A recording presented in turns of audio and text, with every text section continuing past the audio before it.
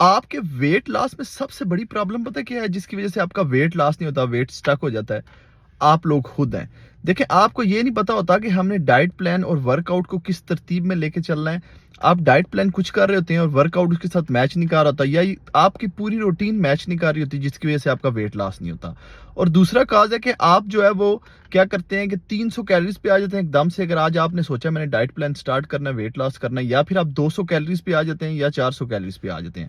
جو کم سے کم ہی کوئی ایسا بندہ جنہوں بھوک بھی پئی ہو ہے نا، وہ بھی کم سے کم جو ہے نا 100 کیلریز 1000 کیلریز تو مسٹ لیتا ہے۔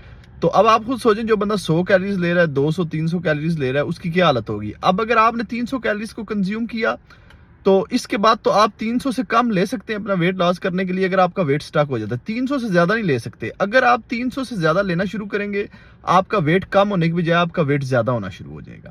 تو اس لیے ہمیشہ جو ہے وہ پراپر جو ہے انسٹرکشنز کے ساتھ